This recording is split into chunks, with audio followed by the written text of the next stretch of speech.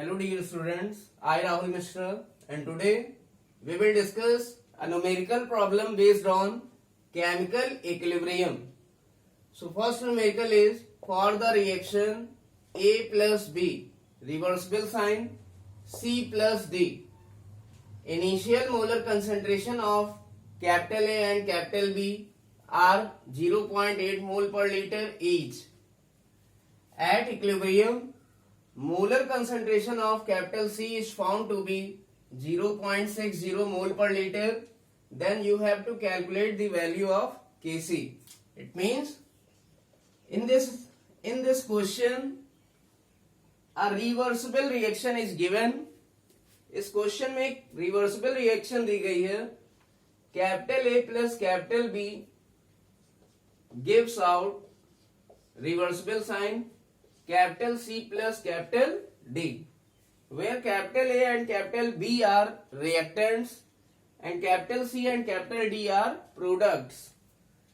So the initial molar concentration of capital A and capital B are given. It means in this question initial molar concentration of capital A and capital B are given and it is 0.8 mole per liter each. It means A की concentration भी initially क्या है 0.8 और B की concentration भी initially क्या है 0.8 और ये दोनों ही कंसंट्रेशन किसमें है? These concentrations are given in mole per liter. It means ये कंसंट्रेशन हमारी मोल पर लीटर में गिवन है. So listen, now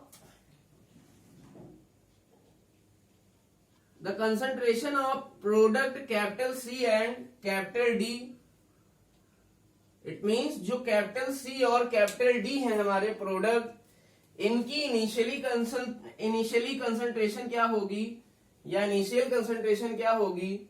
It will be 0 because no product is obtained in initial state, or we can say when capital A and capital B are taken initially then no product will be obtained. It means शुरुआत में हमारा A और B की कोई reaction नहीं होगी तो हमारा कैपिटल C और कैपिटल D को प्रोडक्ट भी नहीं बनेगा. इट मींस इनकी कंसंट्रेशन इनिशियली क्या होगी? 0 होगी. Now in this question molar concentration of capital C is found to be 0.60 at equilibrium. It means equilibrium पर क्या दिया हुआ है?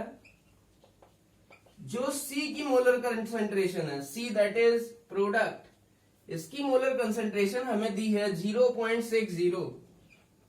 इट मींस हमारा इक्विलिब्रियम पर जो प्रोडक्ट C बन रहा है वो 0.60 बन रहा है.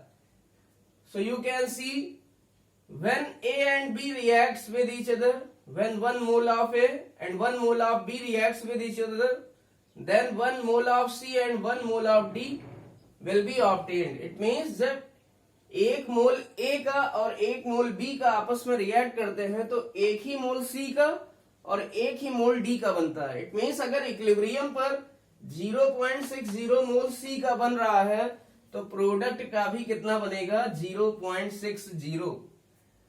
एंड लिसन, हमें पता है कि रिएक्टेंट जितना टूटते हैं उतना ही प्रोडक्ट का फॉर्मेशन होता है. इट मींस यहां पर हमारा ए भी कितना टूट रहा होगा? ए हमारा टूट रहा होगा 0.8 में से 0.60 और बी भी हमारा कितना टूट रहा होगा? 0.8 में से 0.60. इट मींस जो हमारा ए से हमारे रिएक्टेंट में कितना डिसोसिएशन हुआ है, या हम कह सकते हैं ए रिएक्टेंट हमारा कितना डिसोसिएट हुआ है. इनिशियली इसकी कंसंट्रेशन थी 0.8, अब कितनी हो गई है? 0.8 माइनस 0.6, क्योंकि 0.6 हमारा डिसोसिएट हुआ ए से और 0.6 हमारा डिसोसिएट हुआ बी से. तो हमारा C हमारा कितना बन रहा होगा? 0.60 और कैपिटल डी भी कितना बन रहा होगा? 0.60. इट मींस जो C की गिवन कंसंट्रेशन है इक्विलिब्रियम पर, जिसे मैंने ब्लू पेन से लिखा हुआ है, इट इज 0.60। इसके बेसिस पर मैंने इक्विलिब्रियम पर कैपिटल डी प्रोडक्ट की और कैपिटल ए और कैपिटल बी रिएक्टेंट की कंसंट्रेशन को कैलकुलेट कर लिया है। इट मींस अब हमें ए बी सी और डी की इक्विलिब्रियम कंसंट्रेशन पता चल गई। Now we will apply the formula of equilibrium constant. So formula of equilibrium constant in terms of concentration, it is Kc and it will be equal to concentration of multiplication of concentration of product divided by multiplication of concentration of reactants.